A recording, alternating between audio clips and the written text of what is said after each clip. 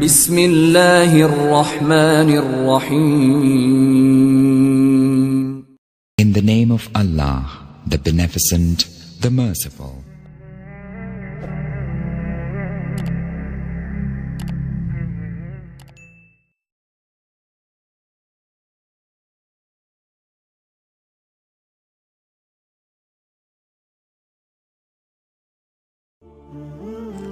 Before the advent of Islam, human beings were living through one of the worst periods of human history.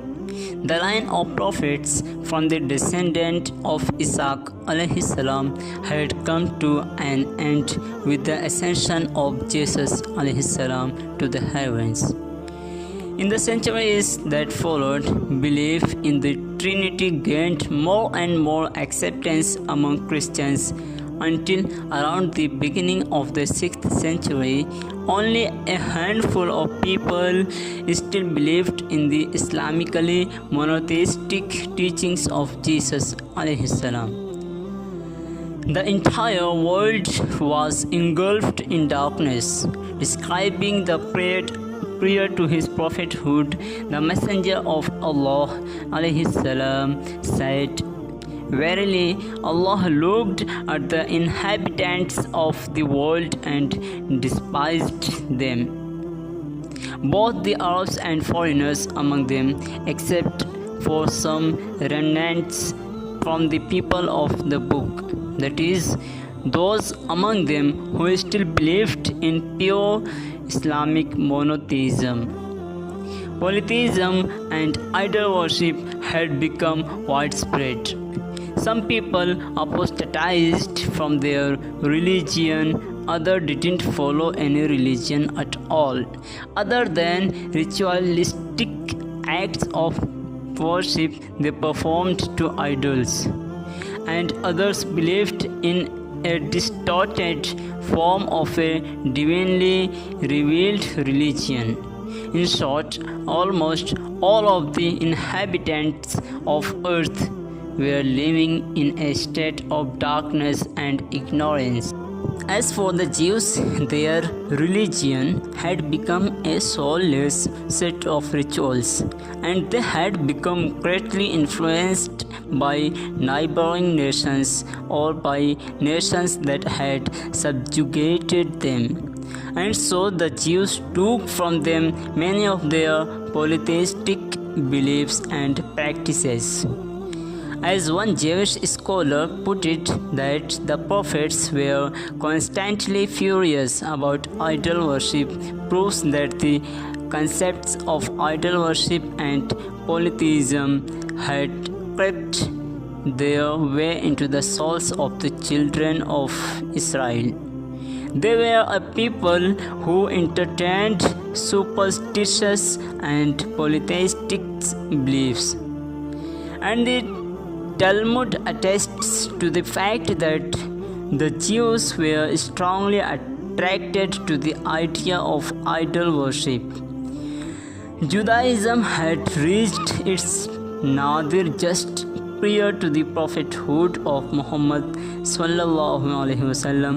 The revealed scriptures that Jews had with them had become greatly distorted, and as a result contained many false notions about Allah Azza wa Jal.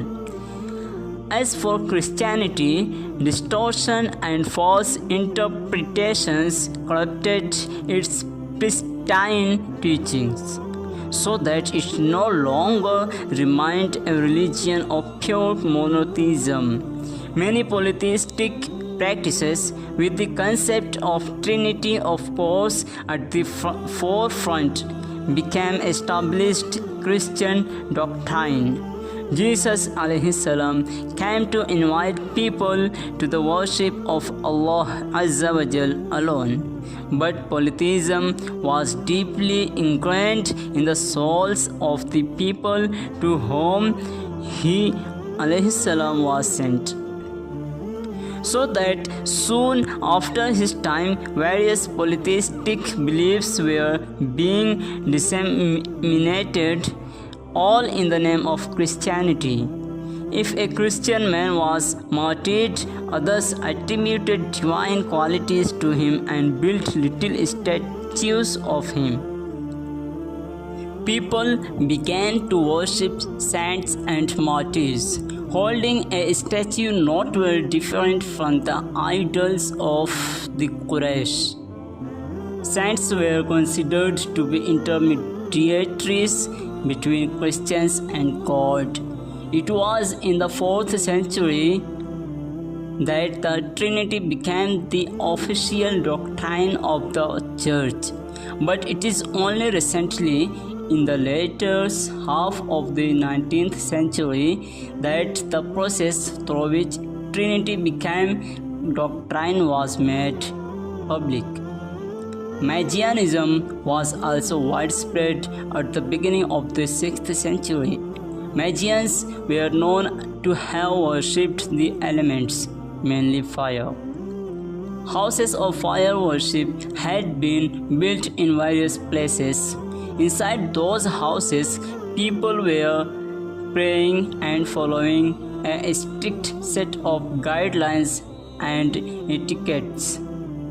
Outside, they were free to do as they pleased, so that in essence there was no real difference between magians and people who did not adhere to any religion. The duties of Magian priests involved worshipping the sun 4 times a day. They also worshipped the moon, fire, and water. As priests, they followed a strict code of hygiene. It was their task to make sure that the fires in houses of worship never became extinguished and never came in contact with water. The Magians of Iran turned toward fire when they prayed, and the last of their kings, Yazdgad, once swore by the sun and said, "I swear by the sun, which is the greatest god." Although Magianism is clouded by a great deal of mystery, it seems that one unifying belief among Magians of all centuries is belief in 2 gods, one being the god of light or goodness, and the other being the god of darkness or evil. Buddhism was practiced in India and Middle Asia. Adherents of Buddhism carried idols wherever they went, and they were known for having built many temples anywhere that Buddha traveled. Statues were erected in his honor. The original religion of India was Brahmanism, which was an ancient form of Hinduism. Without a doubt, both Hinduism and Buddhism were and are polytheistic religions.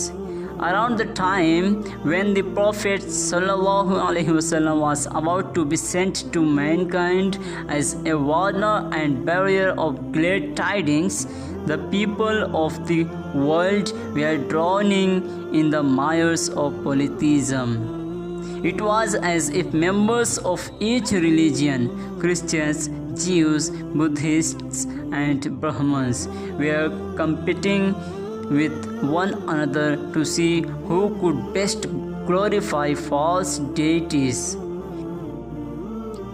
Lo, verily, my Lord commanded me to teach you what you are ignorant of from that which He has taught me on this day of mine. All of the wealth that I have bestowed upon a slave of mine is lawful, and I have indeed created my slaves Hunafa, that is, as Muslims, as people who are inherently inclined towards Tawheed and away from polytheism. Devils indeed came to them, have taken them away from their religion, and have made forbidden upon them that which I have made lawful for them.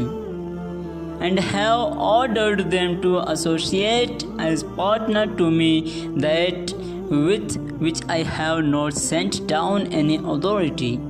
And indeed, Allah looked at the inhabitants of earth and despised them, both the Arabs and foreigners among them, except for some remnants from the people of the book, that is, those who still believed in Islamic monotheism.